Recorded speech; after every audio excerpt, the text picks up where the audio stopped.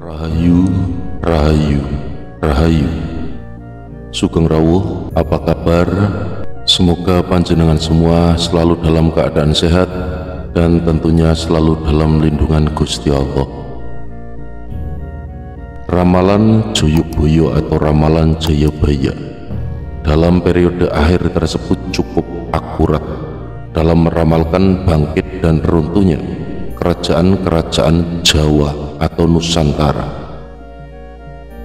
naik turunnya para raja-raja dan ratu-ratunya atau pemimpinnya yang terbagi dalam tiap 100 tahun sejarah, yaitu Kala Jonggo 1401 hingga 1500 Masehi, Kala Sakti 1501 hingga 1600 Masehi, Kala Jaya 1601 hingga 1700 Masehi, Kala Bendu 1701 hingga 1800 Masehi, Kala Subo 1801 hingga 1900 Masehi, Kala Sumbogo 1901 hingga 2000 dan Kala Suroso 2001 hingga 2100 Masehi.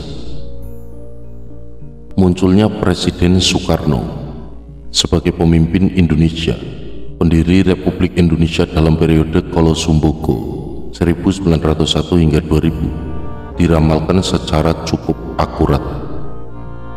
Nah, beliau digambarkan sebagai seorang raja yang memakai kopiah warna hitam, ketu bengi, sudah tidak memiliki ayah yatim dan bergelar serba mulia atau pemimpin besar revolusi. Naik turunnya Presiden RI kedua Soeharto juga secara jelas diramalkan oleh Prabu Joyoboyo pada bagian akhir tembang Jawa Butir 11 sampai 16. Ono jalmo ngaku-ngaku dadi ratu, duwe bala lan prajurit, negara ambane saprawulan, panganggone godhong pring anom, atenger kartika paksi, nyekeli gegaman ulek wesi, pandhereke padha nyangklong once gineret kreta, tanpa turangga nanging kaobah asilake, swara gumerenggeng, pindah tawon nungsing langlang Gatotkaca kembar sewu, sungsum miwak dan munggah ing daratan, tutupe warsa Jawa lungawolu, wolu telu songo wolu telu, warsa serani nganem-nem, songo nem-nem nem-nem, alangan tutup wali lumuten kinepung lumut seganten. Nah, beliau muncul sebagai pemimpin yang didukung oleh Angkatan Bersenjata Republik Indonesia, darat, udara, dan laut atau ABRI pada zaman dulu, berlambang kartika paksi, memakai topi baja hijau, tutup wali lumuten pada tahun 1966. Nah, zaman pemerintahan Presiden Soeharto atau Orde Baru berlangsung selama 30 tahun. Nah, setelah lenyapnya kekuasaan dua raja tersebut, Jayabaya meramalkan datangnya seorang pemimpin baru dari negeri seberang, yaitu dari Nusa Serenggi atau Sulawesi, ialah Presiden B.J. Habibie. Ramalan Joyoboyo bagi Indonesia setelah tahun 2001, Indonesia akan menjadi sebuah negeri yang aman, makmur, adil, dan sejahtera sebagai akhir dari ramalan Joyoboyo atau Kala Suroso tahun 2001 hingga 2100 Masehi. Zaman yang tidak menentu Kala Bendu berganti dengan zaman yang penuh kemuliaan, sehingga seluruh dunia menaruh hormat. Nah, akan muncul seorang Satrio Piningit sebagai pemimpin baru Indonesia dengan ciri-ciri sudah tidak punya ayah ibu namun telah lulus Weda Jawa, bersenjatakan trisula yang ketiga ujungnya sangat tajam. Nah, di zaman modern abad ke-21 saat ini dengan berbagai persenjataan modern dan alat tempur yang canggih, mulai dari senjata nuklir, roket, peluru kendali, dan lain-lainnya, maka senjata trisula Weda mungkin bukanlah senjata dalam arti harfiah, tetapi adalah senjata dalam arti kiasan, tiga kekuatan yang membuat seorang pemimpin disegani segenap rakyatnya. Nah, bisa saja itu adalah tiga sifat-sifat sang pemimpin, seperti benar, lurus, jujur, atau benar, jejak, jujur, seperti yang diungkapkan dalam tembang-tembang ramalan Jayabaya atau ramalan Joyoboyo. Demikian pula tentang sosok sang pemimpin yang digambarkan sebagai Satrio Piningit bukanlah seseorang yang tiba-tiba muncul, tetapi ia adalah seorang pemimpin Indonesia yang sifatnya tidak mau menonjolkan diri, tetapi ia bekerja tanpa pamrih, menyumbangkan tenaga dan pikirannya bagi kemajuan bangsa dan negara. Lalu kita beranjak pada Juan Paul Valdez. Dia meramalkan satu negara terpadat di Asia Pasifik di bawah garis tengah. Apakah itu Indonesia? Akan terjadi revolusi besar. 20 tahun setelah kedua kalinya perang besar, 33 tahun kemudian akan terjadi revolusi kedua yang akan digantikan seorang boneka. Nah, boneka ini akan memimpin selama 1 tahun dan akan digantikan dengan damai oleh seorang yang keras. 3 bulan setelah pemimpin baru ini memimpin, negara ini yang sudah bernafas dalam lumpur akan semakin tenggelam dan akan terjadi revolusi ketiga yang sangat-sangat berdarah. Pada revolusi ketiga ini akan langsung bersambung dengan perang besar ketiga, dan 16 tahun kemudian revolusi keempat akan berlangsung damai. Dia menggambarkan pada revolusi pertama, 20 tahun setelah perang besar akan terbunuh 500.000 orang yang bukan asli dari negara itu, dan 25 wanita diperkosa. Pada revolusi kedua akan terdapat 500 orang terbunuh yang bukan asli dari negara itu, dan akan ada 250 wanita yang diperkosa. Lalu pada revolusi ketiga akan terdapat 1.500 orang yang terbunuh bukan asli dari negara itu, dan akan ada 2.500 wanita yang akan diperkosa.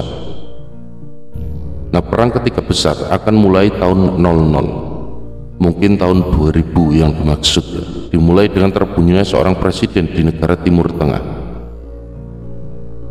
Tapi perang besar ini akan menjadi besar sekali setelah 2 tahun terjadi peperangan di Timur Tengah, karena negara besar di utara, entah itu Amerika, Rusia atau keduanya, akan ikut campur dalam peperangan ini.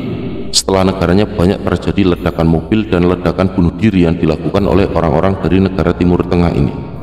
Perang ini akan melibatkan 125 negara di dunia dan akan berlangsung 9 tahun.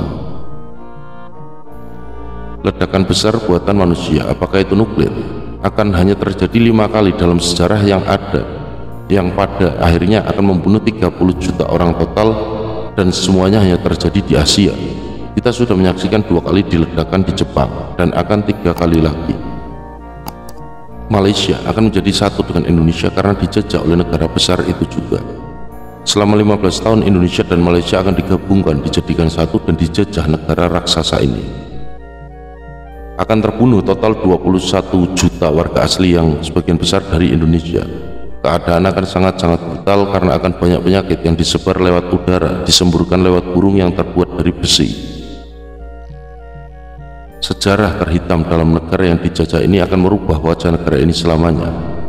Setelah 15 tahun dijajah, negara ini akan akhirnya dipimpin oleh seorang yang bukan asli, dan pemimpin ini melakukan revolusi keempat, mengeluarkan penjajah dengan damai.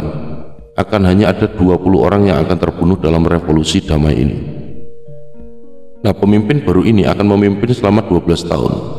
Seorang pemimpin berkulit sangat gelap akan menggantikannya, membawa negara ini menjadi negara contoh teladan di Asia. Dia akan memimpin selama 8 tahun dan akan digantikan oleh seorang yang sangat keras berdarah bangsawan.